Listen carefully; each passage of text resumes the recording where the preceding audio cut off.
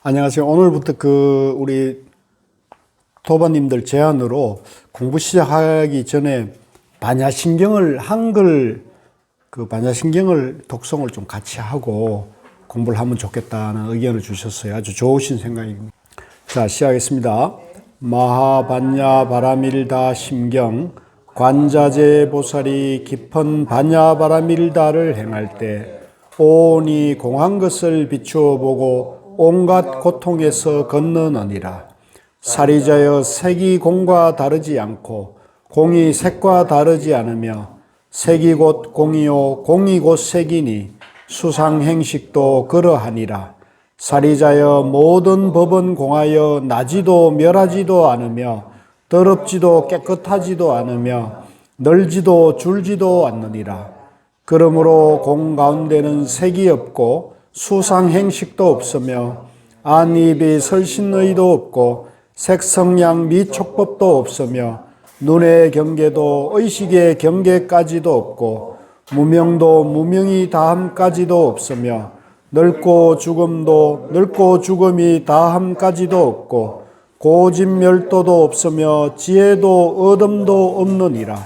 얻을 것이 없는 까닭에 보살은 반야바라밀다를 의지하므로 마음에 걸림이 없고 걸림이 없으므로 두려움이 없어서 뒤바뀐 헛된 생각을 멀리 떠나 완전한 열반에 들어가며 삼세의 모든 부처님도 반야바라밀다를 의지하므로 최상의 깨달음을 얻느니라.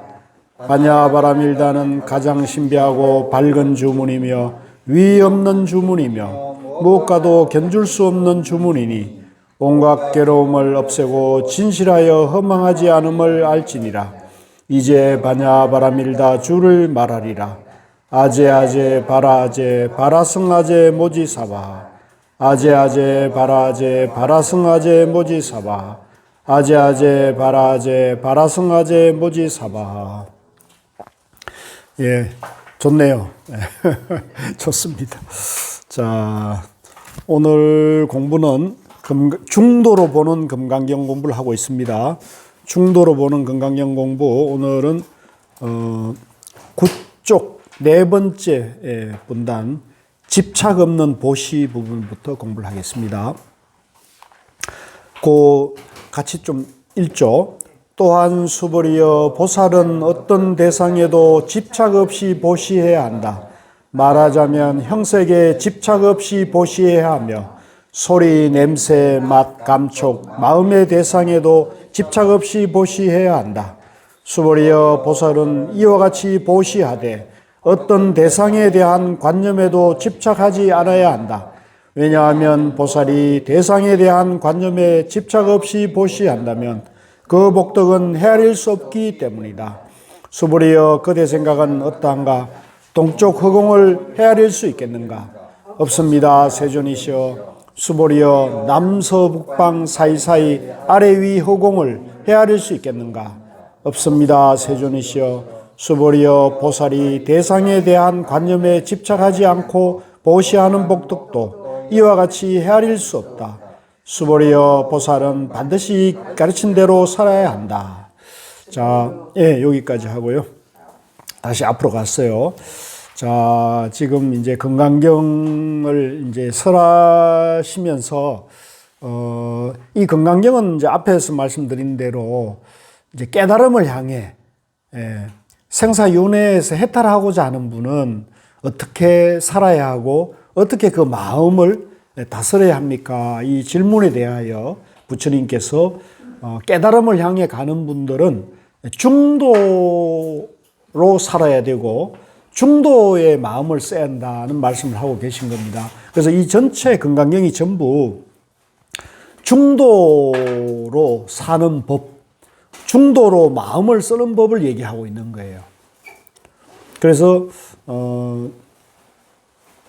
네 번째 이제 본문에서 또한 수벌이여 보살은 어떤 대상에도 집착 없이, 자, 이 이제 불교 그러면 집착을 떠나라는 말이 귓전에 울릴 정도로 집착을 떠나야 한다는 것을 강조하고 있죠. 그러니까 우리가 남을 돕는 보시, 남을 도와주는 보시를 할 때, 이 보시라는 것을 꼭 물질적인, 금전적인 보시만이 있는 게 아니에요.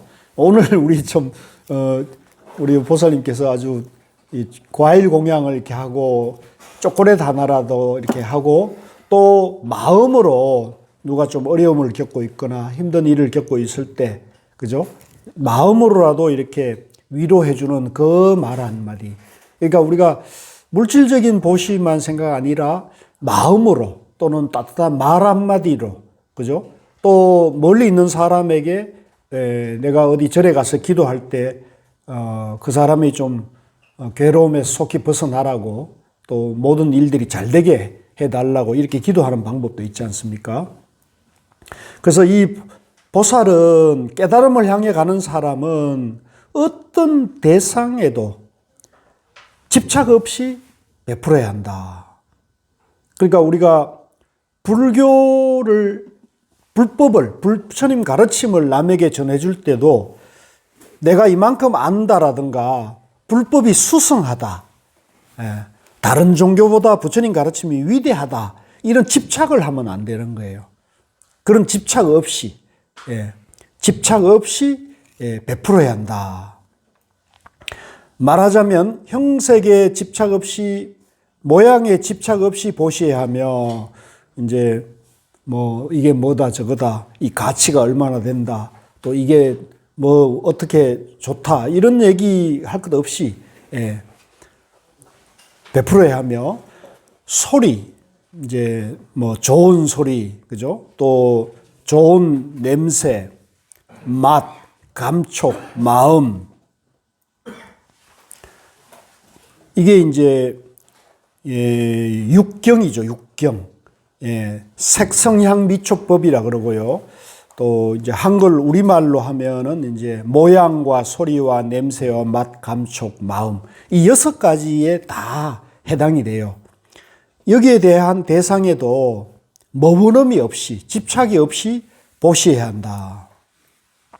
수보리여, 보살은 이와 같이 보시하되, 이와 같이는 이제 집착 없이 모양이나 냄새나 향기나 맛이나 관계없이 보시하되 어떤 대상에 대한 관념에도 집착하지 않아야 한다.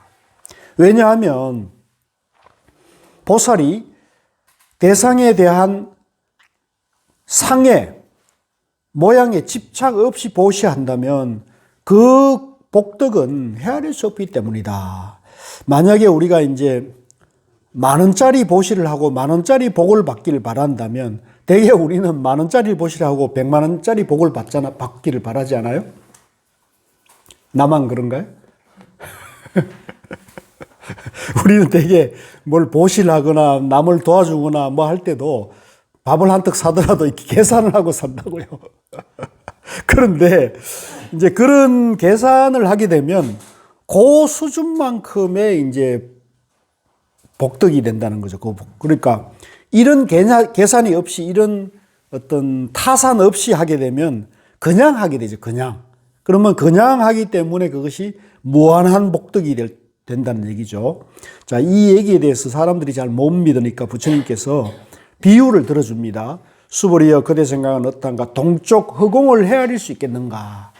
우리가 이제 동쪽이 어느 쪽입니까? 이쪽이 동쪽이죠. 그죠? 이쪽이 동쪽인데 하늘을 이렇게 쳐다보면 동쪽이 있고 서쪽이 있고 북쪽이 있고 남쪽이 있다 하겠지만은 그것을 이렇게 구분할 수는 없잖아요. 사실 그 경계라는 것은 헤아릴 수 있겠는가? 없습니다. 세존이시여, 수보리여, 남서북방 사이사이 이렇게 하면은 이제 사방에 사이사이까지 하면은 팔방이 되잖아요. 그래서 우리가 팔방미인이란 말이 있잖아요. 그것은 이제 어디를 보더라도 그 아름다움이 이제 아름답다 이런 표현이겠지만, 이 팔방 플러스 위에서 보는 거, 아래 보는 것을 이제 십방이라 그러죠. 시방이라 그러죠. 보통 우리 절에서는 시방. 그러니까 시방은 이제 전체를 다 말하는 거죠. 시방을, 이 하늘의 시방을 헤아릴 수 있겠는가? 헤아릴 수 없죠. 그건 뭐 있을 수 없는 일이죠. 세존이시여, 수보리여, 보살이 대상에 대한 관념에 집착하지 않고 보시하는 복덕도 이와 같이 헤아릴 수 없고 머무를 수 없다. 수보리여 보살은 반드시 이 가르침대로 살아야 한다. 만약에 이 가르침에 벗어나서 집착이나 분별이나 이해 타산이나 계산을 하고 살게 되면은 영원하지 못하고 생사윤회에서 벗어날 수가 없다. 이 얘기죠. 그래서 우리가 생사윤회의 괴로움에서 벗어나려면 반드시 이 가르침대로 집착하거나 분별하거나 헤아리지 말고 머무름 없이 남을 도와야 한다는 얘기입니다. 자, 5분으로 넘어가겠습니다. 같이 읽겠습니다. 수보리여 그대 생각은 어떠한가? 신체적 특징을 가지고 열애라고 볼 수 있는가? 없습니다. 세존이시여 신체적 특징을 가지고 열애라고 볼 수는 없습니다. 왜냐하면 열애께서 말씀하신 신체적 특징은 바로 신체적 특징이 아니기 때문입니다. 부처님께서 수보리에게 말씀하셨습니다. 신체적 특징들은 모두 헛된 것이니 신체적 특징이 신체적 특징 아님을 본다면 바로 열애를 보리라. 자, 이제 우리가 부처님이 이제 영원한 행복의 길을 일러주신 분이고 일체의 괴로움을 해탈하는 방법을 일러주신 지혜를 완성한 분이니까 이 거룩한 열애를 볼 때 열애라는 모양, 열애라는 그런 상징을 가지고 열애라고 볼 수 있겠는가 이렇게 묻습니다. 그러니까 수보리가 답하기를 없습니다. 세존이시여. 그렇게 해서 열애를 볼 수 없습니다. 세존이시여. 신체적인 모양을 가지고 열애라고 볼 수는 없습니다. 이제 우리가 경전에 의하면은 석가모니 부처님은 이름도 10가지고 또 신상이라 해서 32상호라고 해가지고 32가지 신체적 특징이 있었다 그래요. 그러니까 이 머리가 곱슬머리고 그 다음에 이마에 백호가 있었고 또 혀가 이렇게 턱 아래까지 닿았고 귀가 또 이렇게 길었고 뭐 여러 가지 하여간 그 신체적 특징이 이제 있었는데 이걸 가지고 저렇게 생긴 사람은 열애다 이렇게 볼 수는 없다는 거죠. 안 그렇겠습니까? 그죠? 왜냐하면 모든 것이 변해가기 때문에 그런 거죠. 왜냐하면 열애께서 말씀하신 신체적 특징은 바로 신체적 특징이 아니기 때문입니다.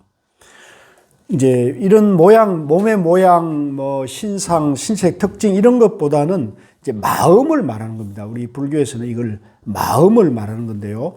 부처님께서 수보리에 말씀하셨습니다.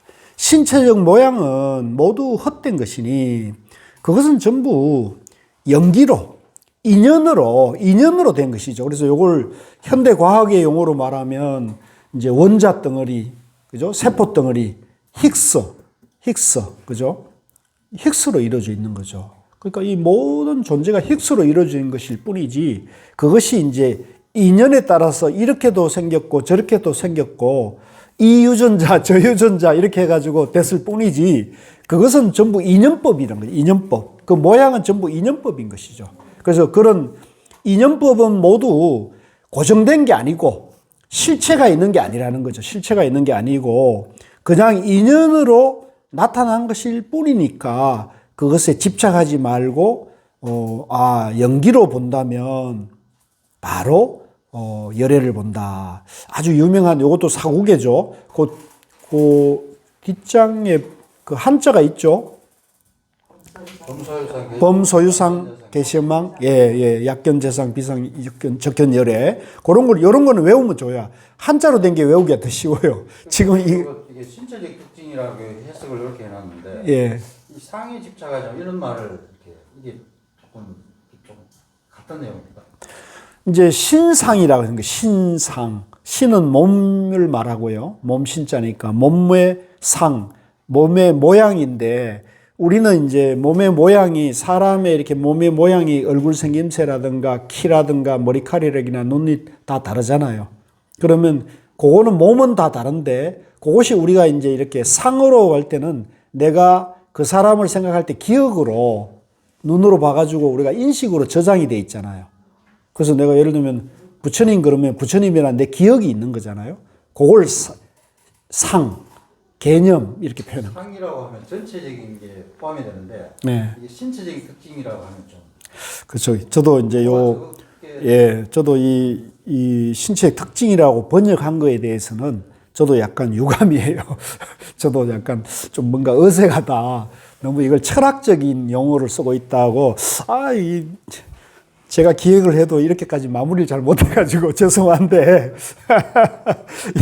근데 이게 여러 사람이 하는 일이니까 이건 어쩔 수 없는 거예요. 그래서 일단은 이 말에도 집착하지 말고 분별하지 말고 그냥 내가 그렇게 바로 받아들이면 되죠. 그래서 사람이 생긴 모양으로, 그러니까 쉽게 말하면 생긴 모양으로 그것이 열애다 아니다 이렇게 보는 것은 이건 이제 말이 안 되는 얘기라는 거죠. 그래서 마찬가지로 이제 요걸 이제 부처님에 해당되지 말고 뭐 우리가 사람을 볼 때 저 사람이 잘생겼다 못생겼다 이쁘다 추하다 이런 식으로 보는 것도 잘못되어 있는 거죠.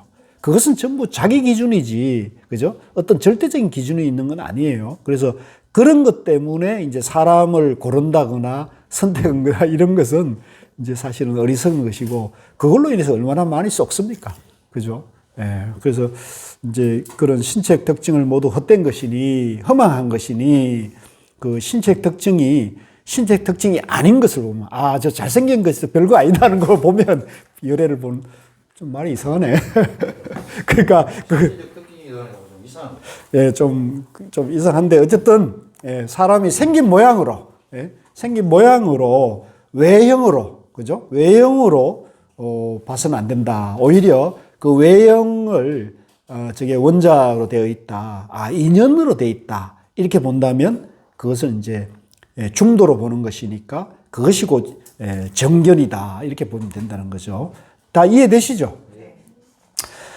자, 그래서 이제 이 현대 물리학이 이제 우리가 아인슈타인 시대에는 원자 물리학 그랬고, 아인슈타인이 지나고 이제 현대에 와가지고 양자 물리학 그러잖아요. 그죠? 그러니까 원자를 쪼개보니까, 그전에는 원자가 최소 단위인 줄 알았는데, 원자를 쪼개보니까 이제 원자 핵과 전자, 양성자 이렇게 돼서 그 전자, 양성자 핵까지 쪼개보니까 힉스라는 것이 발견이 됐다. 그래서 그 힉스는 반물질이라 그러면서 이제 이 지금 우주 만물의 질량을, 무게를 부여하는 최소 단위가 힉스라는 거죠. 그래서 그것을 이제 이름을 절반 반자 할 때 반물질, 물질이면서 물질이 아닌 것 이렇게 얘기하잖아요. 그러니까 그건 우리가 이제 연기로 보더라도 과학적으로 연기로 설명하더라도 그것은 모순되지는 않아요. 그래서 이 불교가 과학적으로도 증명이 될 수 있다 이렇게 하는 거고, 요 며칠 전에 우리 총무원장 진우 스님께서 그 미국에 가가지고 양자 물리학의 대가 한 분을 만나가지고 이렇게 대담한 얘기를 하면서 양자 물리학에서 말하는 이 세계관이 부처님 가르침과 상통하고 있다는 얘기를 하고 있거든요. 그래서 우리 불자님들께서는 이 건강경의 가르침, 중도 연기의 세계관을 정확하게 이해해서 자제분들이나 젊은 분들에게도 이 현대 세상의 이 양자 물리학의 이런 이론들이 부처님 가르침과 상통하는 것이라는 걸 갖다가 좀 설명해 줄 수 있으면 상당히 좀 품격이 있어 보이고 할아버지 할머니가 좀 달리 보이지 않을까요? 동의가 안 되세요? 그걸 그렇게 설명할 수 있을 정도가 돼야 되는 거죠. 손주들인데. 그래서 그 어린 시절에 그런 영향을 받은 어린 시절에 그런 말 한마디가 굉장히 그 영향이 클 수 있거든요. 불교가 굉장히 과학적인 종교구나. 이런 인식이 돼야 되는 거죠. 근데 지금 우리나라에서는 이 불교 그러면 거의 미신 수준 내지는 이렇게 기복적인 종교로만 이렇게 알려져 가지고 요즘은 조금 달라졌습니다만 젊은이들이 굉장히 관심도가 떨어지잖아요. 요즘 이제 그 템플스테이라든가 명상에 관심이 높아지면서 젊은이들도 불교에 관심을 가진다는 것이 굉장히 반가운 소식인데 이제 이런 것을 충분히 설명해 줄 수 있어야 돼요. 부처님 가르침과 현대 과학의 연구가 조화를 이루고 있고 설명을 더 정확하게 해낼 수 있다. 이제 한편으로는 또 과학 만능주의가 돼가지고 제가 좀 그런데 내가 중학교 2학년 때 만났던 박문호 박사라고 있잖아요. 그분이 나인데 이제 중학교 2학년 때 절대적 영향을 부처님, 너도 깨달으면 부처가 될 수 있다. 이 법문 한마디에 내가 이제 여기까지 오게 된 동기부여가 됐는데, 근데 그분은 지금 요새 이렇게 유튜브에서 하시는 말씀을 이렇게 워낙 뭐 다방면 활동을 하더라고요. 얘기를 들어보니까 이분은 깨달음도 과학적인 걸로 분석을 하고 과학적으로 설명을 하더라고요. 그래서 나는 그거는 그런 건가요? 깨달음도 과학적으로 설명은 할 수 있겠죠. 그죠? 이해는 할 수 있겠죠. 근데 깨달음은 그 이해와 말로 되나요? 어떻습니까, 여러분들? 그렇죠. 깨달음은 그 이해만으로 되는 건 아니잖아요. 깨달음은 이해나 해설, 설명으로 되는 건 아니잖아요. 깨달음을 이해만으로 될 것 같으면 우리 전부 다 깨달았겠죠. 중도 연기법만 이해되면 깨달음이다. 그런 주장도 하는 분이 있긴 있어요. 우리 스님들 중에도 그런 분들이 있고, 또 이제 지식인들이 그렇게 많이 할 수 있죠. 근데 그것은 철학이지. 철학하고 과학하고 종교는 다르잖아요. 예, 예, 종교는 이제 믿음과 행위 증명이 돼야 되는 행동.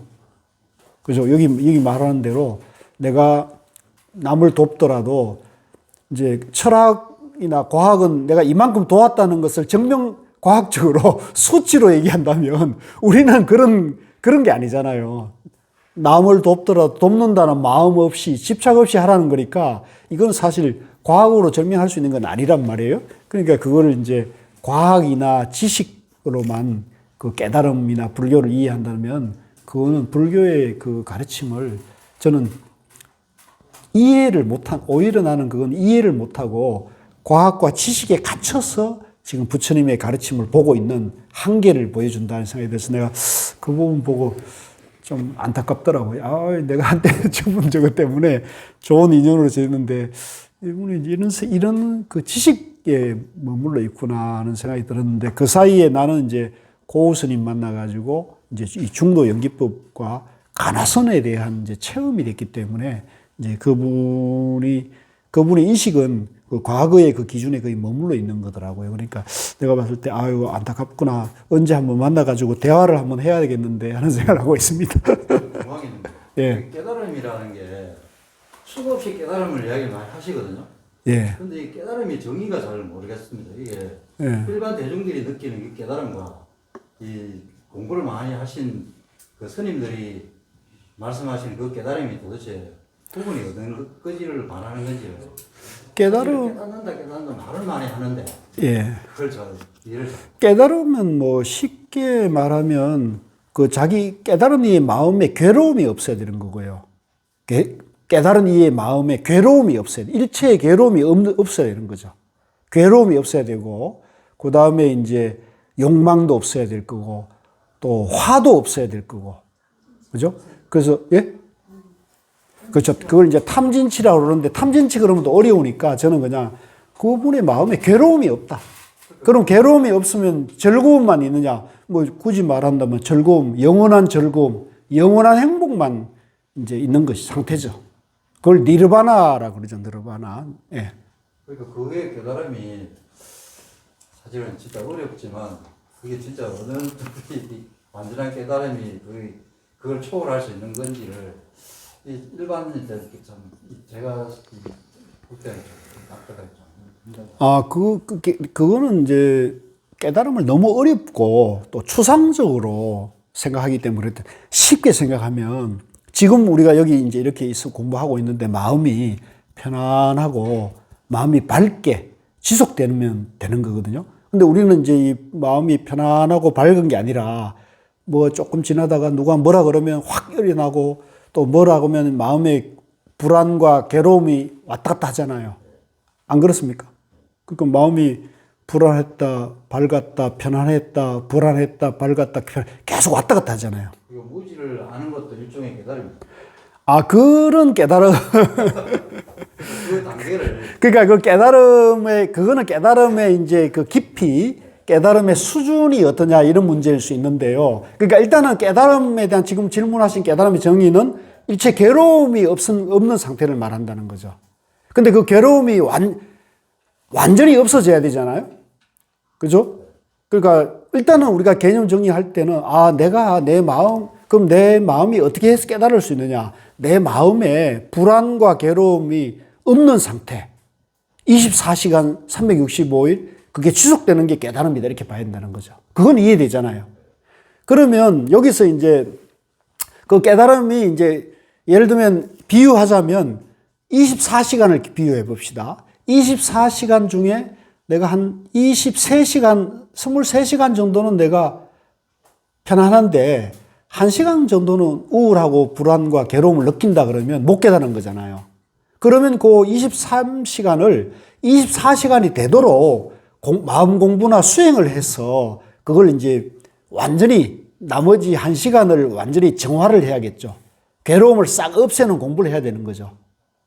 그래서 자꾸 그 깨달음을 자꾸 반복을 해서 수행을 해야 되지 않습니까? 당연하죠. 그러니까 수행을 해야 되고, 그 수행을 할 때에 이제 방법이 이제 지관이라 그러고, 이제 남방 용어로는 이제 사마타 이빠사나, 우리 육조 단경에는 이걸 이제 정해라 그럽니다.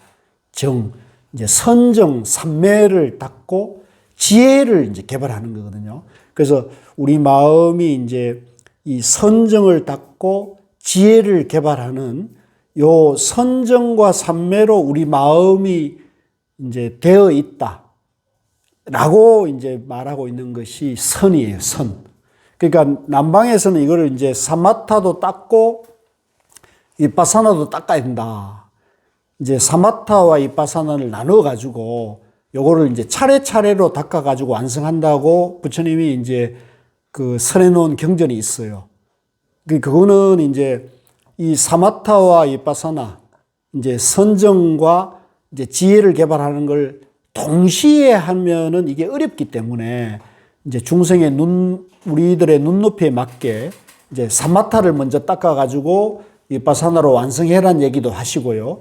또 위파사나를 개발해서 지혜를 개발해서 선정을 완성하라 한 방법도 얘기를 하셨어요. 그 두 가지 방법을 얘기했는데 마지막으로 한 방법은 뭐냐면 요 이제 삼매와 지혜를 동시에 하는 공부를 얘기했어요. 그래서 이제 우리 가나서는 요 이제 삼매와 지혜를 동시에 하는 방법, 화두를 통해서 그걸 이제 바로 체험하는 방법을 개발해 놓은 거거든요. 그래서 그런 원리를 정확하게 이해하고 하면은 이제 내가 왜 화두를 해야 하고 화두를 하면 얼마나 좋은지를 알 수 있으니까 화두를 잘 할 수 있겠죠. 그래서 이제 그런 얘기입니다. 그래서 불교는 여기에 대해서 거의 뭐 완벽한 그런 길을 제시하고 있죠. 문제는 그걸 이해하고 그렇게 실천하고 사는 사람이 이제 얼마나 있느냐는 문제일 뿐이지 부처님 가르치면 그게 다 있어요. 죄송한데 사람마다의 어떤 근기가 좀 다르다고 이야기를 하죠. 그렇죠. 상근기가 있고, 그렇죠. 이렇게 하근기가 있다는 식의 구분하면 안 되지만 아마 전생 논리를 따른다면은 이제 거기에 대한 또 그 상응되는 깨달음이 다 다를 거라는 거예요. 그거는 이제 잘못 알고 있는 거예요. 그러니까 중생의 근기는 다양하지만 그 다양한 근기의 중생의 본성은 똑같다는 걸 알아야 되는 거죠.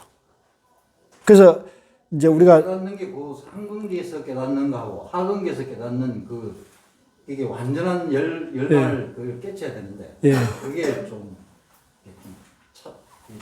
다르지 않겠습니까? 그러니까 그건 물론 다르겠죠. 그러니까 그거는 깨달음이 다른 게 아니고 수행이 다른 거죠. 무슨 얘기냐면 비유하자면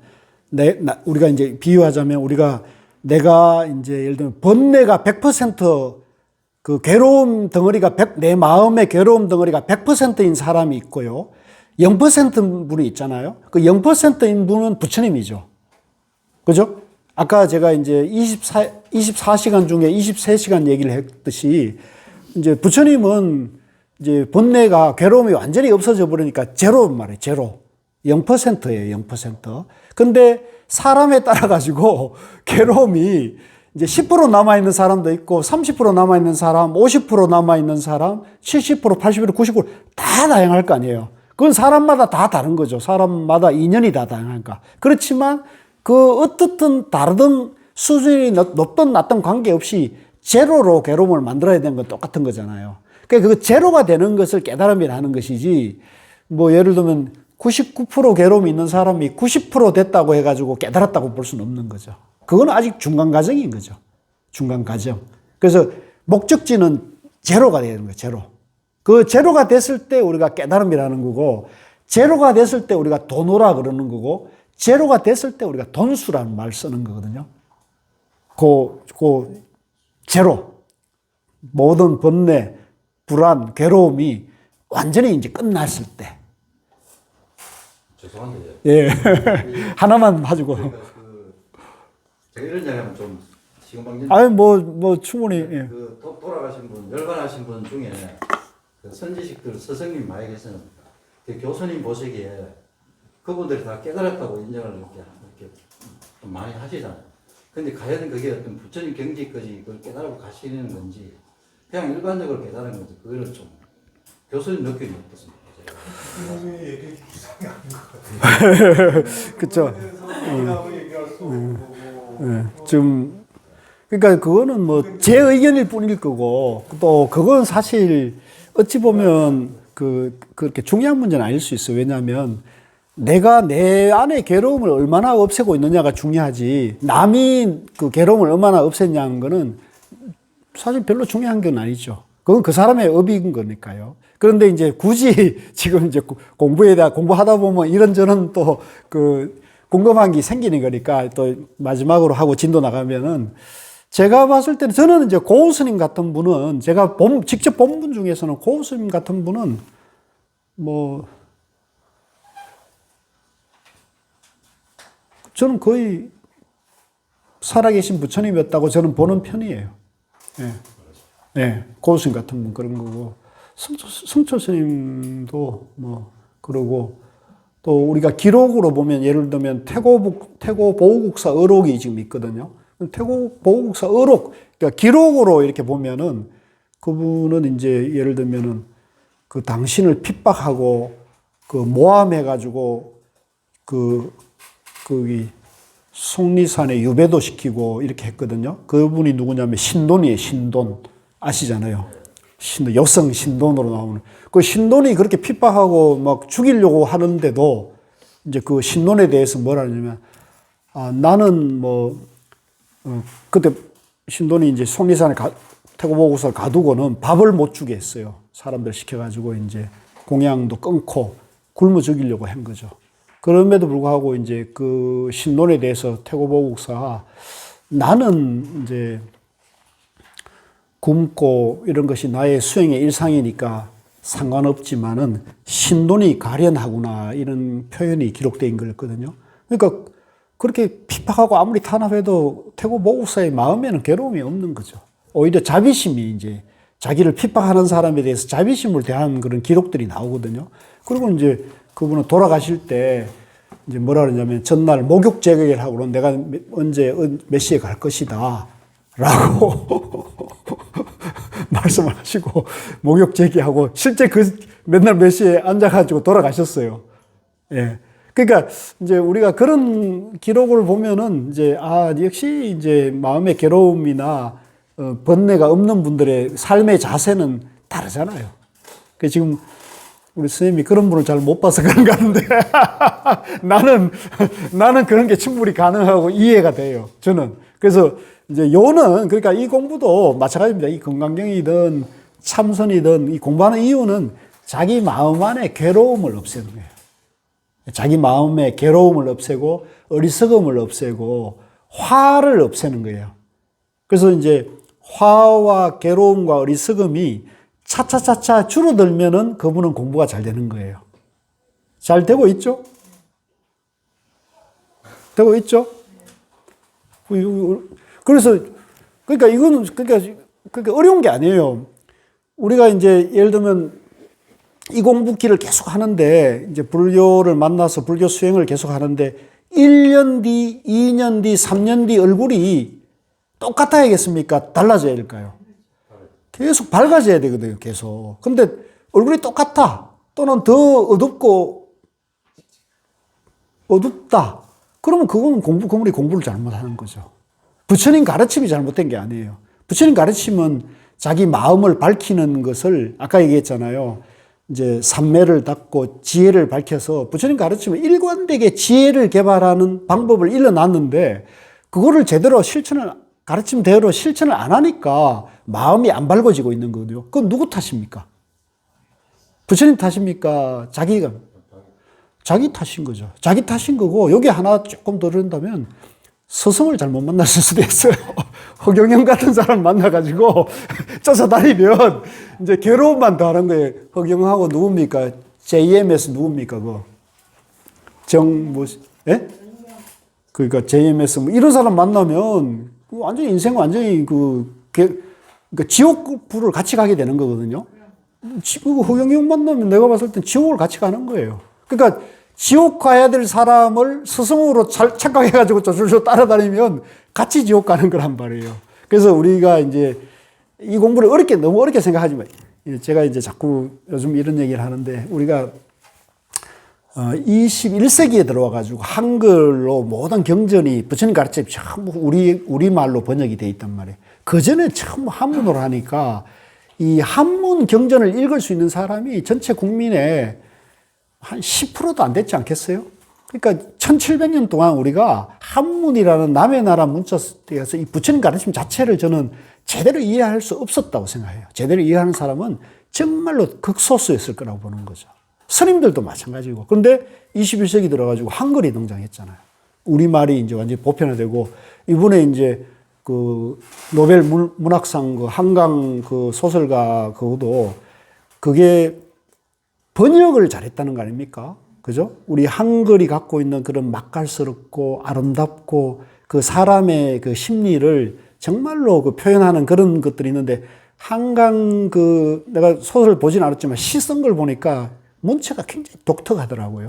아름답고 서정적이더라고요. 그래서 이분 그런 멋이 있는데 그걸 영어로 번역할 때 이 한글을 이해 못하면 그 번역 어떻게 하겠어요? 그러니까 그 벽에 갇혀 있었던 거잖아요. 근데 이번에 이제 그런 것들이 극복이 됐다 그러는데, 마찬가지로 부처님의 이 지혜의 가르침이 옛날에 그 한문에 갇혀 있다가 지금은 이제 이게 달라졌잖아요. 그러니까 달라졌는데 우리가 이 건강경 보지만 건강경 번역 자체도 좀 이상한 걸 우리 스스로 느끼잖아요. 이런 것들을 이제 넘어서다 보면 저는 저 개인 사견인데 이게 우리 첫 장에 보면 옆에 인연으로 해서 부처님이 그 첫 모습이 나왔잖아요. 그 모습이 부처님 모습이지만 일반 중생의 모습이 되고 행동의 모습인데, 그게 결국은 그 자체가 그냥 부처님 가르침대로 우리가 따르면 되는데, 굳이 가르쳐 놓은 거를 다시 그걸 안에 내부적으로 들어가서 우리가 그걸 공부를 해가지고 깨닫는 쪽으로 자꾸 집중해서 하라고 그러니까 결국은 한 바퀴 돌고 오는 거죠. 결국은 나중에 한 바퀴 돌고 오는 건데. 그렇죠. 그러면 지금부터 부처님 가르치는 대로 우리가 중생들이 부처님 행동대로 그냥 우리가 살면 되잖아요. 근데 왜 돌아가죠? 근데 이제 그 부처님 가르침대로, 부처님 가르침이 결국 지금 남아있는 거는 경전밖에 없잖아요. 지금 우리가 눈에 보이는 것은. 그러니까 지침서를 다 만들어 놓고 우리 중생들한테 그렇게 살아라고 가르치면 줬는데, 또 그걸 물음표를 닫고 그걸 또 깊이 파고 들어가서 실컷 파고 들어가 봐야 원래 자리로 돌아오는 건데, 그걸 깨닫는 대로만 어렵게 둘러가라고 자꾸 가르친단 말이에요.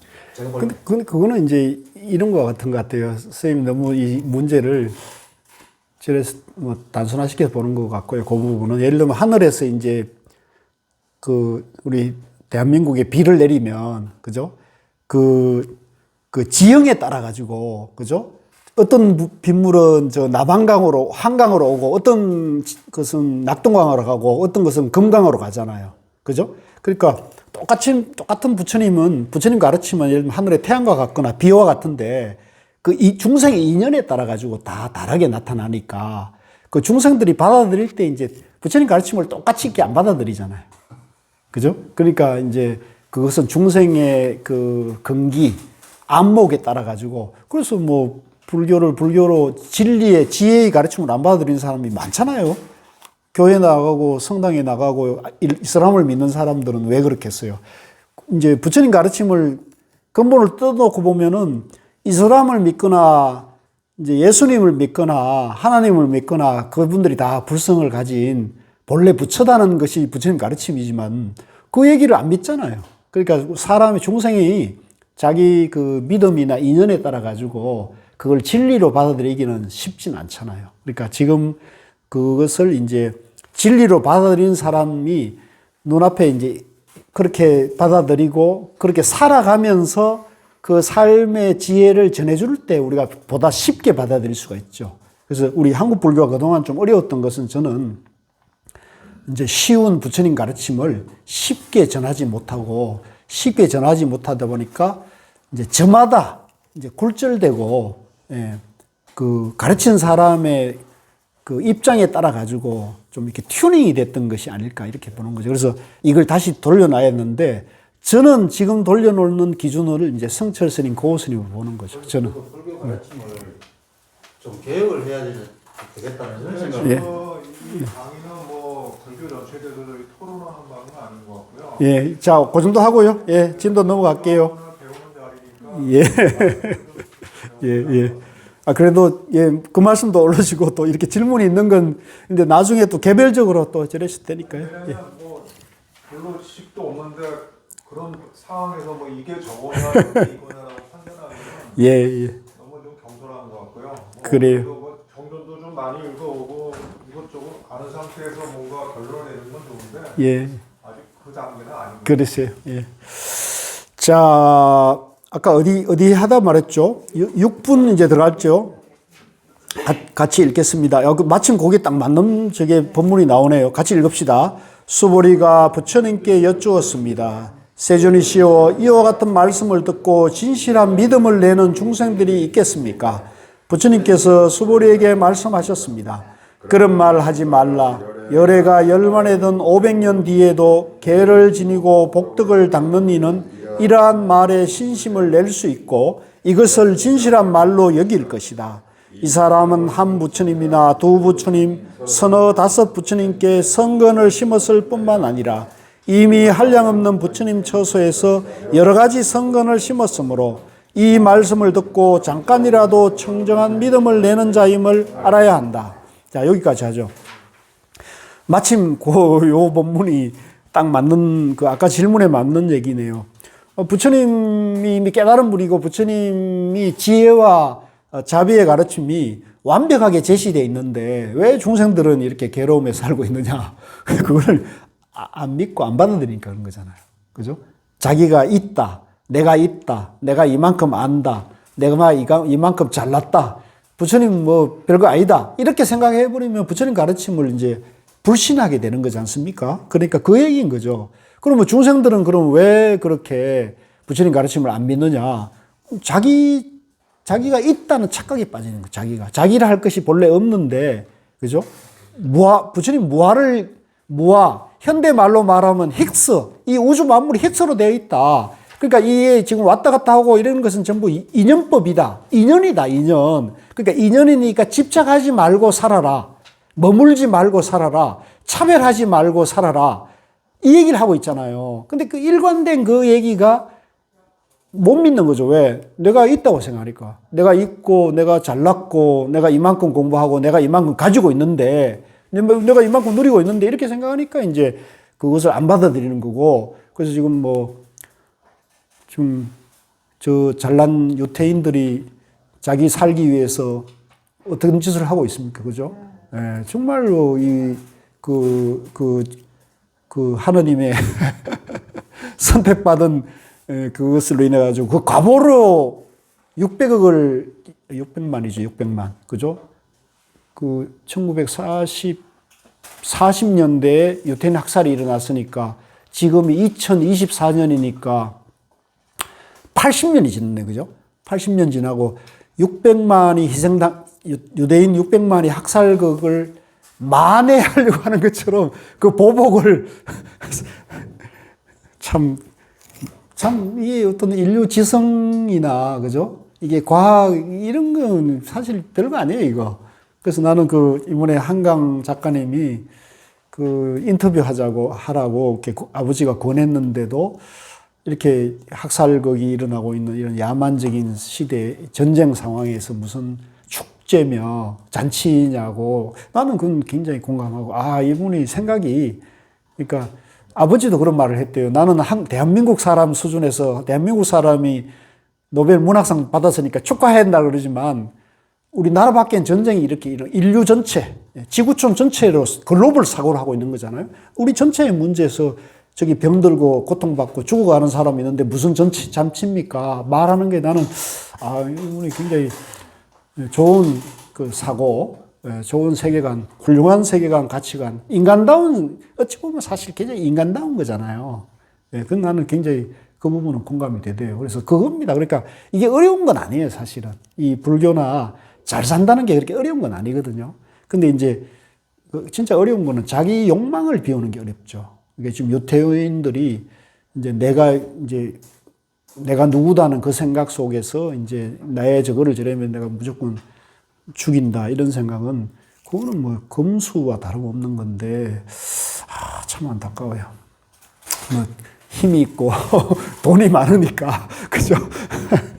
그거 지금 뭐 얘기를 들어보면은 뭐 그 살상하는 그게 기술이 어마어마하게 AI로 전쟁을 한다 그러네 이미. 그러니까 그 이슬람은 아무래도 돈도 많지 않고 그런 어떤 무기라든가 이런 것들이 변변찮으니까 엄청나게 당할 수밖에 없겠대요. 근데 이스라엘은 최첨단 무기. 그래서 예를 들면 레바논이나 팔레스타인을 전체 상공에 인공위성으로 감시망을 촘촘히 해놓고 그 다음에 이제 AI로서 사람 인식 얼굴이나 이런 것들 계속 그 디지털로 기록을 해가지고 그걸 이제 어떤 고정된 장소에 드나들던 사람을 얼굴 인식시켜가지고 그게 뭐 그 누가 분석하는 말에 의하면은 그게 그 장소에 출입하는 사람들이 80%의 이게 무슨 뭐 헤즈볼라라든가 그런 적군의 80% 가능성만 있으면 거기다 폭탄을 정밀 포격하는 그걸 이제 쇠로 붙는다는 거죠.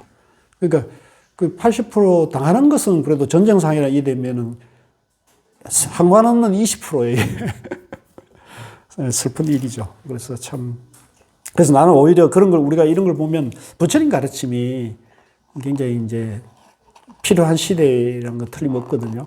근데 이번에 이제 총무장 스님이 미국 가가지고 이제 선명상 이제 불교 얘기를 하는데 내가 약간 마음에 걸린 거는 뭐냐면 우리 대한민국이 이제 이런 가나선이 있고 불교의 가르침이 있는데 OECD 국가 중에 자살률이 1위라는 거예요.